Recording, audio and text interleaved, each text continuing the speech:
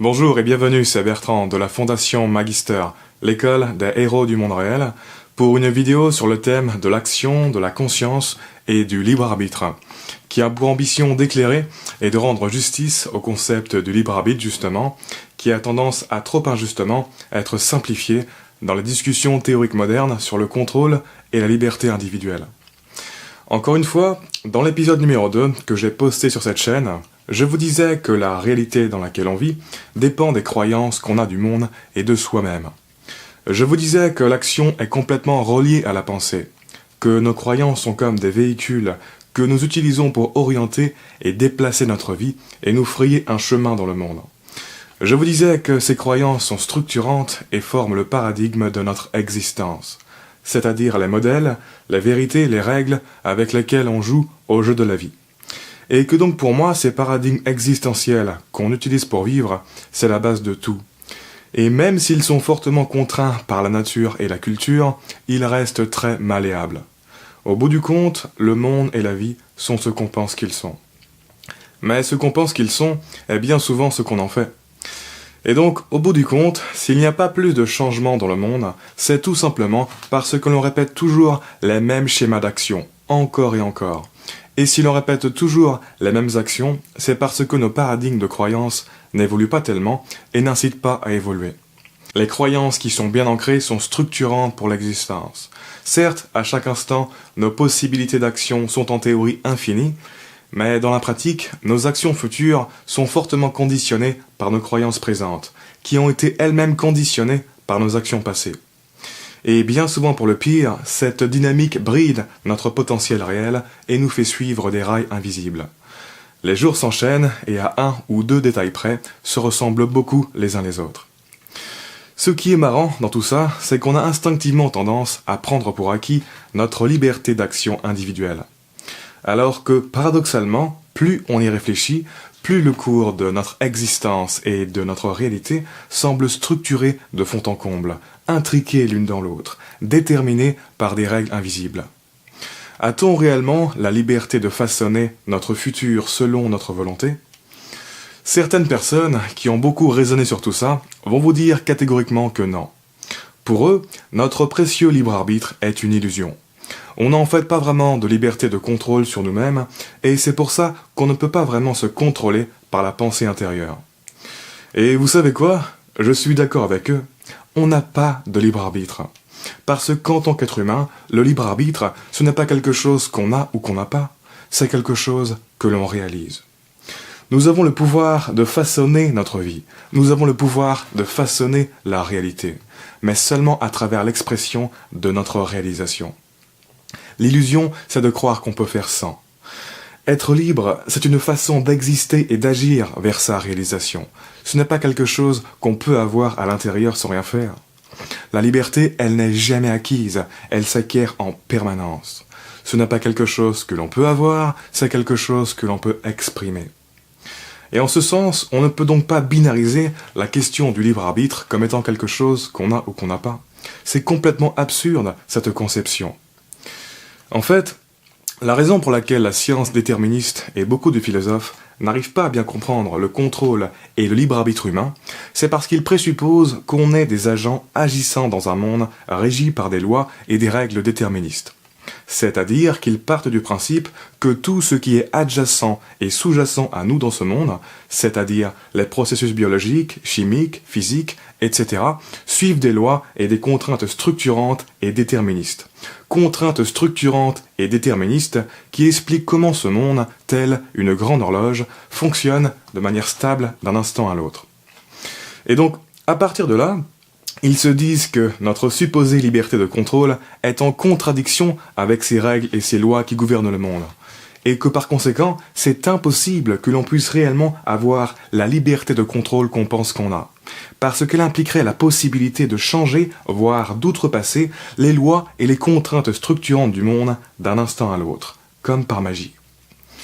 Par quel miracle pourrait-on-nous être des agents à la fois libres et stables alors que nous agissons dans un monde qui est autrement complètement structuré par des contraintes et complètement déterministes ? Mais ce que ces raisonnements ne comprennent pas bien, c'est qu'on n'est pas des agents libres superposés dans un monde déterministe. Non, On est le monde, c'est juste que le monde a notre forme. On est une partie intégrante d'un monde déterministe super évolué qui se multidétermine à travers une forme incarnée, consciente, dissociative, théâtrale et multiface qu'on appelle la vie. Chacun d'entre nous étant l'une des multiples facettes de cette forme très complexe qui se construit et se reconstruit continuellement en interagissant avec elle-même. En fait, si le monde était un arbre, on serait comme des branches qui sont tellement sophistiquées qu'elles se développent, agissent et se perçoivent comme des entités individuelles séparées du reste. Des branches qui s'éveillent et construisent leur propre liberté. Encore une fois, le truc un peu dur à piger donc, étant qu'on n'est nul autre qu'une partie de la forme moderne du monde. On n'est pas des agents libres superposés dans un monde déterministe. On est une extension animée du monde. On est le théâtre de la vie s'énactant de lui-même, ayant tout le contrôle qu'il pense qu'il a, ayant tout le contrôle qu'il s'accorde. Alors oui, bien sûr que notre contrôle est déterminé par les règles du monde, puisque nous sommes le monde qui s'auto-détermine d'instant en instant. À mesure que l'on avance et que notre conscience s'éveille à la vie, notre esprit, par la pensée, construit et raffine les modèles et les règles qui vont déterminer les possibilités de notre existence. Notre libre arbitre est en ce sens le reflet de cet éveil de notre conscience sur nos propres possibilités. Un éveil progressif et perpétuel qui s'étend sur toute la vie. Autrement dit, oui, notre comportement n'est pas complètement libre de contraintes et est effectivement régi par des règles, mais ce sont les règles que l'on écrit et réécrit pour nous-mêmes à mesure qu'on n'en réalise plus sur la vie. Notre liberté d'action ne nous préexiste donc pas, mais émerge et réémerge au même moment que l'on réalise qu'on l'a et que l'on s'apprête à l'utiliser. Ce n'est pas un pouvoir statique qui est complètement acquis et actif en permanence depuis la naissance, c'est un pouvoir aussi vivant que la vie qui nous habite. Un pouvoir que les fragments de vie que nous sommes réalisent, telle une création artistique. Ce qui serait magique et incompatible avec la vision scientifique, c'est que notre liberté ne soit soumise à aucune contrainte. Mais du coup, c'est loin d'être le cas. D'un côté, on est tous libres, oui, mais d'un autre côté, aucun d'entre nous n'est libre de lui-même et de sa façon de choisir. Il n'y a donc rien de magique avec notre liberté, puisqu'on ne peut l'utiliser que quand on réalise qu'on l'a, et que tel qu'on l'a progressivement réalisé jusque-là. Tous ces instants de la vie dans lesquels on ne réalise pas qu'on est libre. On ne peut pas être libre dans ces instants-là. Et toutes ces périodes de la vie dans lesquelles on ne réalise pas encore l'extension de notre liberté. Pareil, notre liberté ne peut être que limitée dans ces périodes-là. La vie n'est pas un phénomène externe qui tourne et suit son cours de la même manière avec ou sans notre conscience. Nous sommes la vie et les règles qu'elle suit sont les nôtres. C'est ça que je trouve vraiment marrant et fascinant avec l'idée de déterminisme. Le jour où j'ai vraiment intégré l'idée que le monde, dont je fais partie, était gouverné par des lois et des règles et ne pouvait que suivre un cours déterministe, autrement dit, le jour où j'ai vraiment intégré l'idée que le cours des événements, et en particulier le cours des actions humaines, était déterminé et contraint par la chaîne des événements antérieurs et donc ne pouvait théoriquement se dérouler que d'une seule façon, ça n'a pas du tout affecté mon sentiment individuel de liberté. Au contraire, ça n'a fait que le renforcer à travers la réalisation de l'importance de ma petite activité consciente dans le grand ordre des choses. Alors oui, ça m'a fait réaliser que mon contrôle et ma liberté étaient soumises à des contraintes. Mais ça m'a aussi fait réaliser que, d'instant en instant, ma conscience levait une à une ces contraintes. Ça m'a fait réaliser qu'étant donné les contraintes de notre monde, c'était ça en fait, la liberté. La réécriture consciente et progressive des contraintes qui structurent notre existence. Ça m'a fait réaliser qu'en fait, malgré l'apparente diversité des instants de la vie et la souplesse de leur enchaînement, aucun instant n'est indépendant des autres. Ils sont tous connectés et forment une continuité globale. De la même manière, ça m'a fait réaliser qu'aucune de mes pensées ni aucune de mes actions ne sort de nulle part, et qu'elles sont en fait toutes plus ou moins subtilement amenées par le contexte de ma réalisation passée. Bref, ça m'a fait réaliser que Chaque instant de ma vie, aussi unique et indépendant semble-t-il, s'inscrit dans un grand processus de réalisation individuelle et que je ne peux pas être plus libre que mon stade de réalisation actuel ne me le permet. Ça m'a fait réaliser qu'à chaque instant présent, je ne peux pas avoir la liberté de contrôler ce que je n'ai pas encore réalisé que je pouvais contrôler, et intégrer ce contrôle dans mes règles et mes modèles mentaux. Ça m'a fait réaliser que, dans mon cerveau, il n'y a aucune zone du contrôle libre, toute faite et prête à l'emploi, sur laquelle je peux me reposer et que je peux utiliser quand bon me semble pour contrôler n'importe quoi. Ça m'a fait réaliser qu'à l'inverse, ma capacité de contrôle n'existe pas déjà, elle est sculptée en temps réel, à mesure que j'avance dans la vie. Ça m'a fait réaliser que ma liberté ne me préexiste pas et qu'il y a certaines choses que je ne suis pas encore libre de contrôler. Tout simplement parce que cette version-là de moi-même n'existe pas encore. Je ne lui ai pas encore donné naissance. Autrement dit, ça m'a fait réaliser que ma vie est une création artistique et que ce que j'ai créé, c'est moi.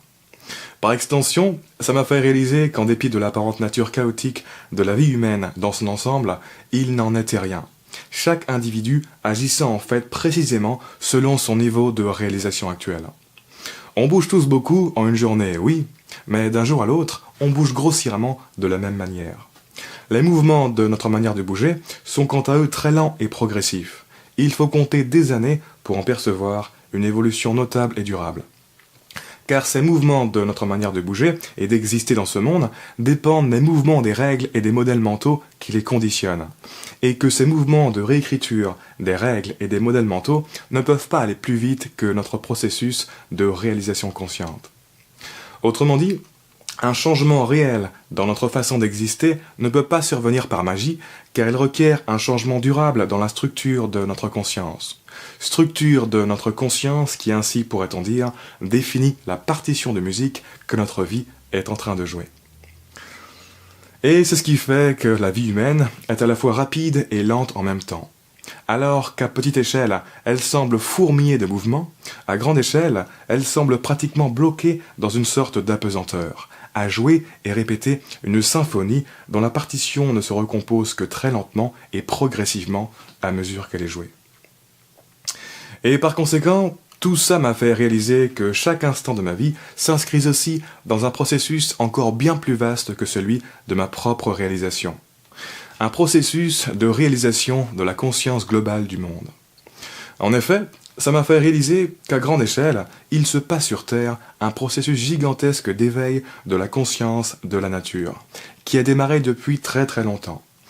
Et qu'actuellement, sans que la plupart d'entre nous ne le réalisent, ce processus suit sa marche à travers l'éveil de nos petites consciences individuelles. Cette conscience qui est la nôtre, qui, petit à petit, réalise des choses, qui se déplace d'un contenu à l'autre, qui interagit avec d'autres consciences semblables, qui, un à un, change les paramètres de sa structure mentale. C'est l'une des formes modernes de la volonté du monde, qui aujourd'hui poursuit son interminable réalisation à travers de multiples incarnations humaines. On est comme les filaments d'un réseau en pleine expansion. On est comme les vagues d'un océan. Notre existence s'inscrit dans un phénomène follement large, à en donner le vertige. Tout ça m'a donc aussi fait réaliser que les séparations qu'on impose sur la vie sont en fait assez illusoires. Par exemple, ce qui se passe avant et après qu'on sorte du ventre de notre mère est en fait dans une continuité directe de réalisation. Dans les deux phases, il y a en action une forme d'intelligence créatrice qui s'écrit et se réalise elle-même. Il y a différents relais dans la forme, mais on est perpétuellement en train de naître et de donner naissance. On est la réalité qui, par une grande variété de moyens, de procédés et d'incarnations, se réalise. Bref, pour en revenir à la liberté, réaliser d'une part que le monde est un système déterministe dont l'évolution est régie par des règles, et d'autre part que je suis en train de réaliser cela précisément dans ce même monde, me fait réaliser que je suis moi-même, à mon niveau, un petit régisseur de l'évolution de ce monde, fragment de son déterminisme global. De temps en temps, au sein de cette structure massive, le filament de vie que je suis a le sentiment d'exister, d'évaluer ses choix et de décider de ses actions. De la même manière, d'instant en instant, chaque être humain avec qui je partage ce monde fait lui aussi de son mieux pour s'interfacer dans ce monde et déterminer sa liberté locale en son sein. Cette personne-ci est en train de se dire qu'elle aime cette personne-là, que c'est la femme de sa vie. Une autre personne est en train de se dire qu'elle va changer de carrière pour devenir une grande artiste. Une autre encore réalise qu'elle a répété plusieurs fois la même erreur dans sa vie à cause d'une faille de sa psychologie et se dit qu'elle va maintenant y remédier une bonne fois pour toutes. Et par là même, ces personnes façonnent et refaçonnent le déroulement de leur destinée et indirectement la destinée du monde dont elles font partie intégrante. Autrement dit, chaque être humain avec qui je partage ce monde vit lui aussi selon les règles qu'il s'écrit à mesure qu'il réalise des choses. Et à partir des règles de chacun, le théâtre de la vie s'articule et tourne comme une horloge ayant de l'intérieur défini sa propre liberté. Épiphénomène des libertés locales que chacun de ces rouages a défini en différents points de son espace. Et donc si ce monde dont nous faisons partie est un système déterministe, gouverné par une logique implacable et dénuée de hasard, alors cela veut dire que sa logique est en partie la nôtre, et que la seule explication possible à notre liberté, c'est que notre conscience fait partie de sa gouvernance globale. Ce qui veut dire que nous ne sommes vraiment libres que lorsque nous avons conscience de l'être. Lorsque nous perdons conscience que nous existons et que nous sommes libres, nous perdons les pouvoirs associés au sein du monde. Notre liberté individuelle est comme une sorte de pouvoir intermittent qui apparaît et disparaît de l'existence au gré de l'activité de notre conscience. Et le fait de bien réaliser ce point-là a pour moi changé à tout jamais la fréquence de cette intermittence. C'est à partir de là que j'ai réalisé que je pouvais plus ou moins maintenir présente et éveillée cette conscience d'exister et d'être libre. Certes, l'enchaînement des événements de ma vie dans ce monde suit son cours inéluctable, mais pour autant, il ne se fait pas mécaniquement et brutalement. Cet enchaînement, je n'ai jamais l'impression que le monde me le fait subir sans prévenir. Je le vois arriver parce qu'il passe d'abord par mon élaboration consciente. Maillon par maillon, c'est ma conscience qui est le mécanisme essentiel, directeur et déterminant de l'enchaînement des événements de ma vie. Alors oui, parfois, il y a des choix vers lesquels je me vois en train de me diriger et pour lesquels j'ai des réticences. Mais voilà, reste que ces choix, même si je les effectue et que je les regrette, je les ai vus venir et je les ai laissés arriver. Le directeur conscience était présent, il a juste mal fait son boulot parce qu'il n'était pas assez discipliné, trop fatigué, trop laxiste ou que sais-je.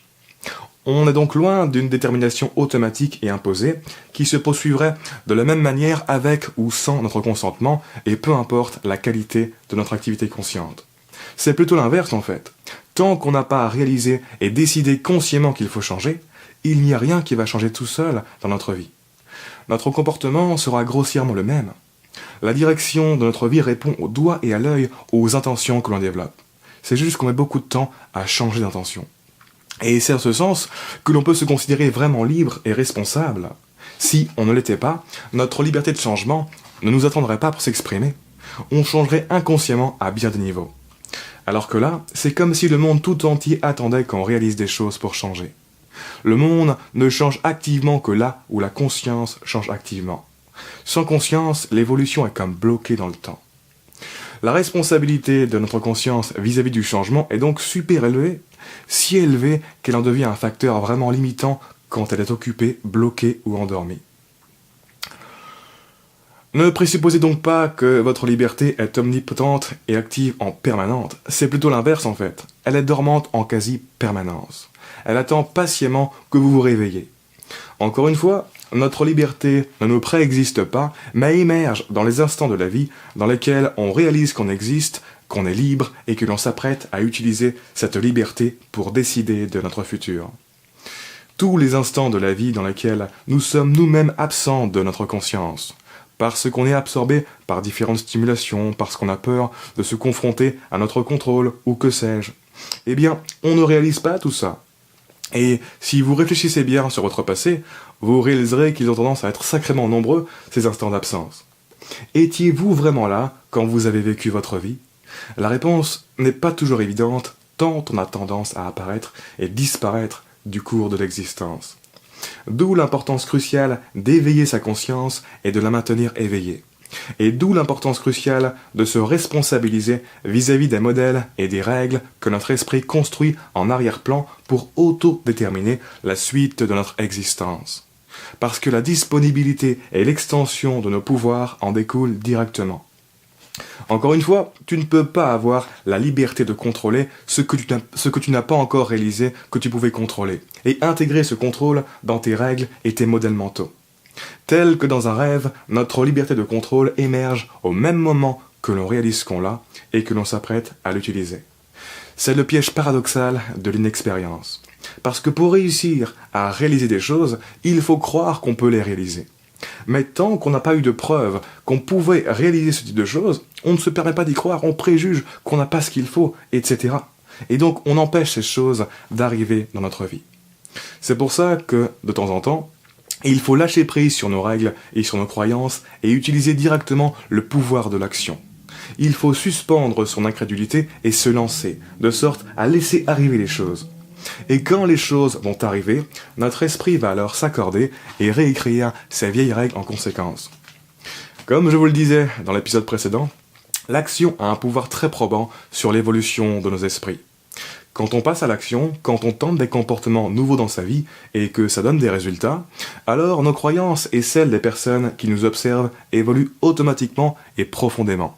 Notre modélisation du monde se transforme, nous acquérons de nouvelles vérités, de nouveaux véhicules mentaux qui changent l'orientation de notre vie. Et alors, nous pouvons nous déplacer vers de nouveaux horizons. Les règles du jeu ont changé. Le truc, c'est qu'actuellement, comme je le disais dans le tout premier épisode, on a beaucoup tendance à juste tourner dans nos têtes. On étudie la vie, on l'observe, on essaie de la comprendre, on raisonne, mais on n'agit pas beaucoup. On est atteint du syndrome du savant léthargique.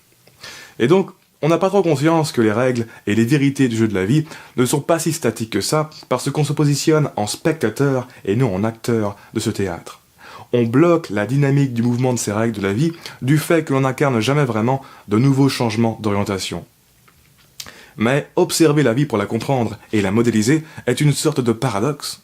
Parce que la vie n'est pas un phénomène externe, c'est un phénomène dont on fait partie. Et la vie n'est pas terminée, elle est en constante évolution.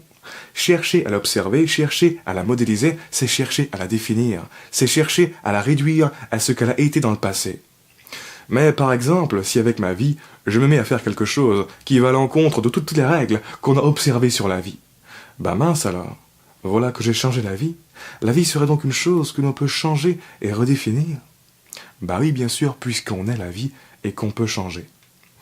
On pourra observer et étudier tout ce qu'on veut sur la vie, on ne pourra jamais observer son futur, on ne pourra que l'incarner. Et cette incarnation sera soit une reproduction inconsciente du passé, soit du changement conscient. Les seules limites conceptuelles de la vie, c'est celles que les êtres vivants, qui vivent actuellement, lui attribuent. Et donc, en tant qu'être vivant, repousser ses limites pour vivre des choses que l'on n'a jamais vécues, c'est redéfinir ce qu'est la vie de manière générale. Bref, encore une fois, pour moi, ce qu'on appelle le monde et la vie sont ce qu'on pense qu'ils sont, et ce qu'on pense qu'ils sont reflète ce qu'on en fait. Rien n'est hasardeux dans ce monde, tout se déroule selon un cours qui aurait pu être différent seulement si on avait réalisé les choses différemment. Alors oui, dans l'instant présent, on est potentiellement libre de tout changer dans notre vie. Il n'y a pas ce qu'on pourrait appeler de contraintes dures à notre liberté. C'est-à-dire qu'il suffit d'une intention forte et bien placée sur un changement, et ce changement commencera à se manifester de manière quasiment instantanée dans notre vie. D'où notre sentiment très prégnant d'être en contrôle. Parce que la direction de notre vie répond au doigt et à l'œil à nos intentions. Mais cela dit, on ne développe pas par hasard une intention de changement particulière. Chaque intention a un contexte et chaque contexte a des intentions. Et il y a tout un chemin de réalisation qui précède et mène à la naissance d'une intention de changement. Et ce chemin peut être très long. Si on divise notre passé en grandes périodes, on peut se rendre compte que les intentions qu'on développait dans chacune de ces périodes étaient typiques du contexte de notre identité à cette période-là. De plus, même si on est libre de tout changer dans notre vie, nous n'avons les ressources que pour changer une seule chose à la fois. Tout est ouvert et en même temps tout est fermé, car seule une voie peut être empruntée. Et à chaque instant, ce qu'on choisit de changer est donc conditionné par la petite lucarne de notre conscience. c'est-à-dire par l'état actuel de ses croyances et de sa façon de choisir, ce qu'on pourrait appeler des contraintes molles à notre liberté. Autrement dit, à chaque instant, ce qu'on choisit de changer s'inscrit dans la continuité globale, directe et progressive de notre réalisation passée. Mais tout ça ne veut pas dire qu'on ne peut rien faire au futur, ça veut précisément dire l'inverse. Ça veut précisément dire que notre degré de réalisation et toutes ces contraintes molles ont un impact énorme sur le cours des choses. Et donc, si l'on essaie de s'organiser pour guider cette réalisation, alors on peut évoluer de manière beaucoup plus radicale. Et donc, une des questions qui me taraude le plus l'esprit, c'est « Mais bordel, tout n'a théoriquement qu'une seule façon de se déterminer, et en même temps, tout est si dynamique que rien ne nous est vraiment prédéfini. » L'évolution de notre liberté d'action effective est reliée à notre conscience. Notre conscience est plus ou moins éveillée d'un instant à l'autre. C'est un phénomène complètement dynamique que l'on peut déplacer, que l'on peut transformer, que l'on peut faire grandir, que l'on peut maintenir en vie, que l'on peut transférer, etc. Ce qui fait que des potentialités apparaissent et disparaissent selon notre activité consciente. Mais alors jusqu'où peut-on amener notre vie et notre monde si on s'y prend comme il faut ? Quelle différence ça peut faire si chacun éveille sa conscience et change sa façon de se réaliser ? Quelle différence ça peut faire sur le cours de la vie humaine si on augmente le niveau de conscience moyen ? La marge de manœuvre pour changer ce qu'on est énorme. On est très très loin de l'idée de prédestination. Rien ne nous est vraiment prédéfini. La symphonie de la vie ne suit pas mécaniquement son cours, elle suit le cours des règles que l'on écrit d'instant en instant. Et donc, on a un rôle important à jouer dans ce qu'est la vie sur Terre aujourd'hui et la direction qu'elle va prendre dans le futur. Et il est temps qu'on réalise ça consciemment parce que sinon, ça va se faire inconsciemment. Actuellement, à notre époque scientifique, on prend beaucoup de choses pour acquises et élucidées. Mais la vérité, c'est qu'on est encore loin de bien comprendre ce qu'on peut faire de nos vies et de notre réalité et ce qu'elles sont vraiment. On est encore loin de comprendre les interactions, les intrications, les tenants et les aboutissants de ces phénomènes. Et donc, on est encore loin d'imaginer le potentiel de ce qu'on peut vivre sur Terre au sein de notre existence actuelle. Et c'est précisément pour ça qu'on ne met pas en œuvre ce potentiel. Tant qu'on n'arrive pas à bien l'imaginer, ce potentiel, effectivement, c'est comme si on n'avait pas. L'imagination et la réalisation préalable de ce qu'il est vont être les précurseurs de sa mise en œuvre. Encore une fois, notre liberté d'action ne nous préexiste pas, mais émerge et réémerge au même moment que l'on réalise qu'on l'a et que l'on s'apprête à l'utiliser. Ce n'est pas un pouvoir statique qui est complètement acquis et actif en permanence depuis la naissance, c'est un pouvoir aussi vivant que la vie qui nous habite. Un pouvoir que les fragments de vie que nous sommes réalisent tel une création artistique. Nous sommes le monde qui s'auto-détermine d'instant en instant. À mesure que l'on avance et que notre conscience s'éveille à la vie, notre esprit construit et raffine les modèles et les règles qui vont déterminer les possibilités de notre existence. Et donc la direction que l'on va donner à notre existence dans le futur sera en ce sens le reflet de cet éveil de notre conscience sur notre propre potentiel. Et du coup, c'est dans cette optique que je fais beaucoup de recherches et de réflexions et que j'essaie d'explorer les paradigmes alternatifs qu'un esprit humain peut d'ores et déjà développer dans le présent. Il s'agit de ne pas partir du principe qu'on fait simplement l'expérience de la vie telle qu'elle est objectivement, que tout nous préexiste et qu'on ne peut rien redéfinir. Parce qu'actuellement, de manière plus ou moins consciente et délibérée, on est déjà tous en train de définir ce qu'est le phénomène de notre vie. Il n'y a pas de séparation entre les projecteurs et les films projetés. Il s'agit donc de ne pas négliger l'impact de toutes ces contraintes molles, de toutes ces règles invisibles qui déterminent notre existence et de trouver les moyens de les faire évoluer. Pour pouvoir composer et vivre de meilleures existences justement et contribuer à construire une meilleure réalité. Peut-être qu'avec cette vidéo, vous allez mieux comprendre pourquoi je vous répète que la réalité dans laquelle on vit est fondamentalement quelque chose que l'on pense et que l'on fait entre êtres humains et non quelque chose que l'on observe et qui existe indépendamment de notre existence et de nos actions. Et étant donné l'influence de toutes ces contraintes molles, peut-être que vous allez mieux comprendre pourquoi je vous disais qu'on peut voir cette réalité comme une sorte de grand rêve partagé auquel on se reconnecte tous les jours et dans lequel on se réveille ou on s'endort chaque matin. Ou encore comme une sorte de grand réseau biologique de haut niveau, décentralisé, qui se redéfinit en permanence par le reflet des règles qu'on utilise pour vivre, c'est-à-dire par le reflet de la configuration de nos esprits et des interactions qui en découlent. Si la communication et les interactions entre les êtres humains évoluent, c'est notre réalité tout entière qui évolue. Elle n'est pas indépendante. On n'est pas juste des observateurs de la réalité. On est la réalité, à travers ce qu'on en pense et ce qu'on en fait. D'où l'importance cruciale de l'action, dont je vous parlais dans l'épisode précédent, en tant que vecteur d'évolution de la réalité. Agir, c'est rendre les choses réelles, c'est les faire survenir sur ce qu'a été le monde jusqu'à présent.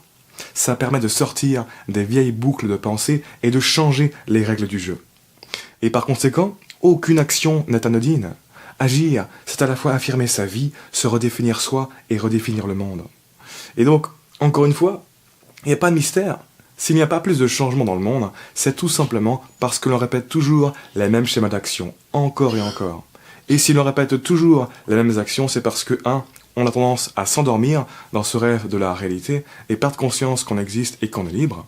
Et de 2, parce qu'en conséquence de cet endormissement, nos paradigmes de pensée n'évoluent pas tellement et n'incitent pas à évoluer. Bref, pour terminer concrètement sur les conseils qu'il faut tirer de cette vidéo, conseil numéro 1, soyez vraiment là quand vous vivez votre vie. Ne vous endormez pas, restez présent à votre propre existence et à votre liberté. Travaillez cette présence. Conseil numéro 2, ne considérez pas votre liberté comme acquise et active en permanence, considérez-la plutôt comme un processus de réalisation que vous pouvez plus ou moins influencer selon votre activité consciente. Retenez également que c'est un processus de réalisation que l'on partage entre êtres humains, et donc qui peut être impacté par le type d'interaction que vous entretenez avec les autres, par les informations que vous consommez, etc. L'imagination et la réalisation de chacun d'entre nous peut se transférer sur les autres, et il s'agit d'en profiter pour accélérer son propre processus de réalisation. Encore une fois, prenez conscience que la liberté comme l'existence n'est pas prédéfinie, mais doit être perpétuellement réalisée. Si vous faites ça régulièrement, les conséquences que ça aura sur votre futur seront énormes. Sur ce, voilà qui clôt cette vidéo. Je vous invite à vous abonner pour écouter la suite.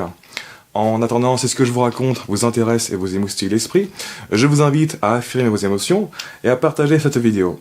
Parce qu'en effectuant cette petite action, vous refaçonnerez un tout petit peu cette réalité, ce rêve partagé dans lequel on vit. Et petit à petit, c'est comme ça que le changement du monde s'installe. Aucune action n'est anodine. Agir, c'est à la fois affirmer sa vie, se redéfinir soi et redéfinir le monde. Merci de m'avoir écouté. Ciao.